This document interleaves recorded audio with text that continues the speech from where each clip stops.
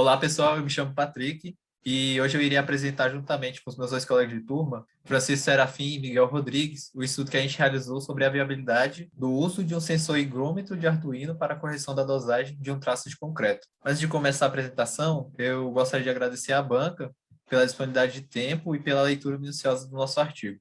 Bom, atualmente é do conhecimento de todos que a população mundial vem crescendo mais e mais com o passar dos anos. Juntamente com esse crescimento, os centros urbanos vêm aumentando e as obras de infraestrutura vêm crescendo também. Certamente, as questões que se tornam um grande desafio para qualquer engenheiro dessas obras de infraestrutura é devido ao crescimento e que essas obras têm que atender tanto a população que a gente tem agora quanto a população futura. E isso a fim de evitar que não ocorra o crescimento desordenado e a invasão de áreas inadequadas e sem a estrutura.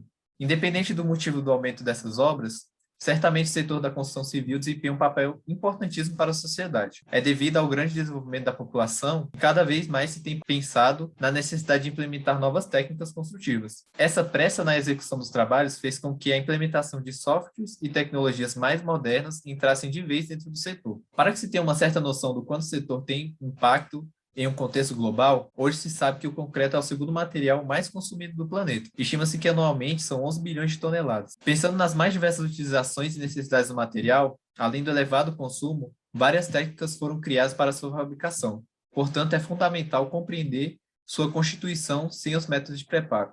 A dosagem de concreto é o processo no qual são escolhidos os materiais disponíveis e adequados a serem utilizados, além da proporção de cada um deles. Com o avanço da tecnologia, é possível a implementação de novos dispositivos que auxiliem na produção dos materiais utilizados em obra. Um dispositivo muito interessante criado em 2005 na Itália é o Arduino, uma placa de código aberto que pode ser utilizada em diversos projetos. Seu custo é baixo e possui ferramentas adaptáveis para diversas ordens. Bom, pensando na dificuldade e nos fatores que podem influenciar a produção de traste concreto, além da implementação de novas tecnologias do canteiro de obra, o nosso estudo visa demonstrar a possibilidade de fabricação de um equipamento capaz de realizar a correção do traste concreto, além de tornar esse processo automatizado por meio de um hardware. Isso porque muitas vezes ocorrem erros devido a fatores como mão de obra não especializada, materiais inadequados e má acomodação dos mesmos dentro do canteiro de obra. O processo de maneira automatizada pode gerar vários benefícios para a construção, além de diminuir o tempo de produção por redução de cálculos que seriam realizados manualmente, como também garantir uma boa qualidade da mistura. Pensando nas características e propriedades, a ideia do aparelho seria determinar e aproveitar a umidade do agregado para corrigir o traço e diminuir a quantidade de água utilizada na produção. Tendo compreensão melhor desses fatores e objetivos que levaram a essa pesquisa, agradeço a atenção de todos e passo a palavra ao meu colega Francisco, que irá abordar mais aprofundado os assuntos citados anteriormente. Então, me chamo Francisco, vou dar continuidade aqui introduzindo o assunto de dosagem e relação ao aquecimento, explicando a importância de cada um desses temas.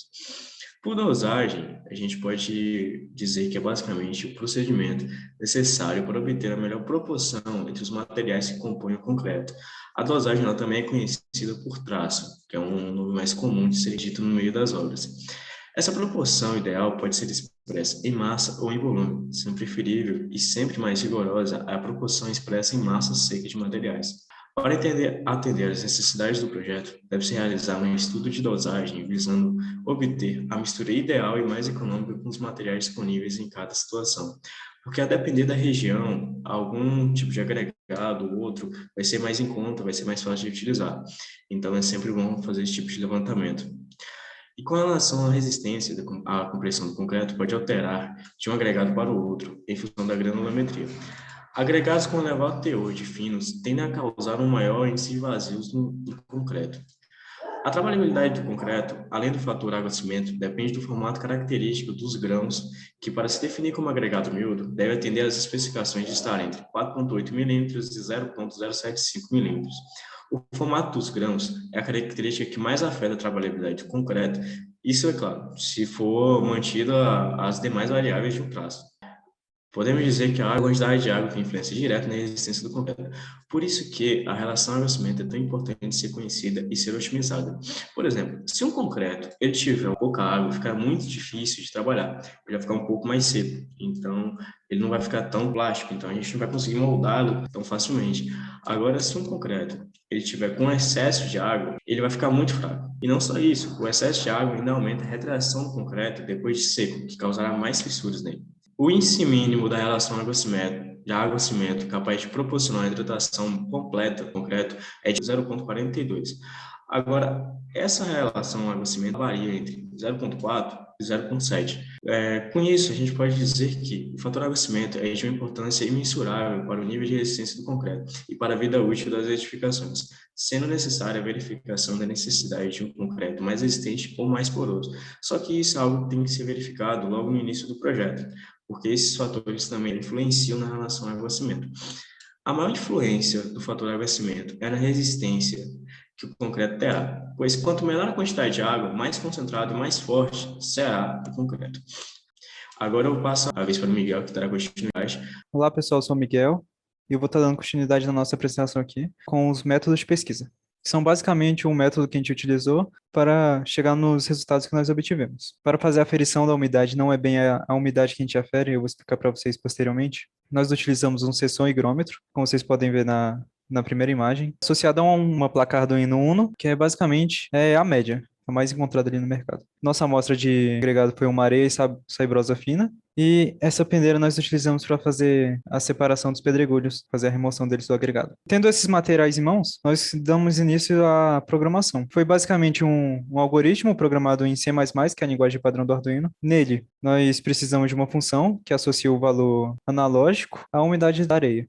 E para isso, nós precisamos fazer uma medição inicial, tendo em mão já a umidade presente no agregado, para que a gente tivesse de controle e pudesse fazer uma relação entre valor analógico e umidade. Para iniciar o processo, nós pegamos o agregado e aquecemos em um recipiente metálico para remover toda a umidade presente nele. Após isso, nós utilizamos uma peneira metálica, pois o agregado ainda estava bem quente, e removemos os pedregulhos. Após isso, nós pegamos 400 gramas do agregado e fomos adicionando água respectivamente, sabendo a massa de água e assim podendo ter esse controle da umidade real do agregado. Nós padronizamos a fixação do sensor em 5 centímetros, que é basicamente onde fica aquela linha preta ali no sensor, que é onde acaba os contatos elétricos dele. Assim como eu disse antes, esse sensor ele não mede bem a umidade do solo, mas ele na verdade mede a resistência elétrica do solo. Então, quanto mais água, menor seria essa resistência no solo.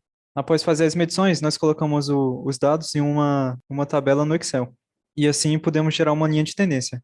A linha de tendência deu esse valor de y igual a menos 1260,1x mais 1000,1. Nessa função, o y representa o valor analógico e o x representa a umidade. Como nós já sabemos o valor analógico, o sensor já retorna esse valor para nós, o que nós precisamos, na verdade, é descobrir a umidade. E assim, isolando o x, nós chegamos à função x igual a menos y mais 1000,1 sobre 1260,1.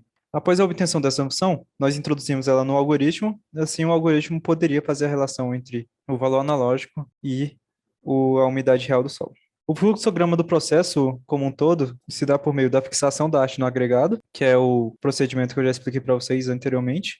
Após a fixação, o Arduino recebe o valor analógico do sensor e assim que ele recebe, ele faz a primeira verificação, que ele verifica se o valor é maior que 1023. 1023 por quê? 1024 é o maior valor que o sensor consegue retornar. Como ele mede a resistência, teria um solo totalmente seco, sem presença de umidade nenhuma. Então, caso esse valor seja maior que 1023, ele retorna a umidade igual a 0%. Caso seja menor, então ele vai jogar esse valor analógico naquela função que nós geramos e fazer o cálculo da umidade, assim já retornando o valor da umidade ao usuário. Agora eu vou estar voltando a palavra aqui para o Francisco, que ele estará apresentando os resultados e as nossas conclusões do projeto.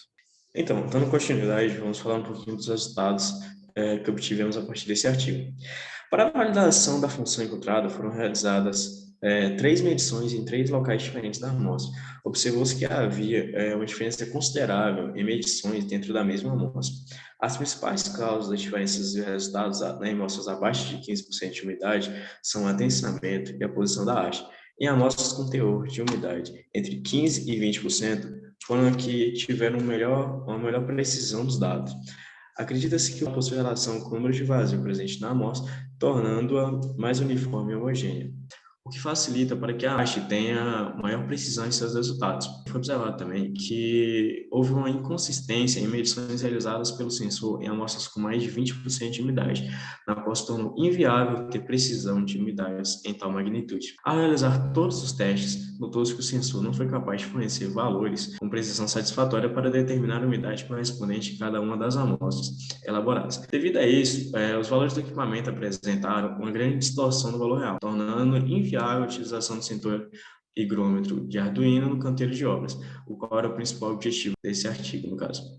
E a gente deixa de sugestão para uma futura pesquisa a padronização do volume e do adensamento da amostra, como outro fator a ser considerado. Uma análise que relacione a quantidade de vazios com medições realizadas pelo sensor e a utilização de outros tipos de haste. Então, para concluirmos, agora eu vou mostrar para vocês o gráfico de validação que a gente montou a partir da realização de 3 testagens em 3 amostras. A amostra A, ela possui 5% de umidade, porém, ao realizarmos as medições, obtivemos um valor médio de 4,08%. Já a amostra B possui uma umidade de 10%, e ao realizarmos os testes, foi encontrado o valor médio de 8,84%. Como já havia falado anteriormente, os melhores resultados foram em amostras com teores de umidade variando entre 15% e 20%.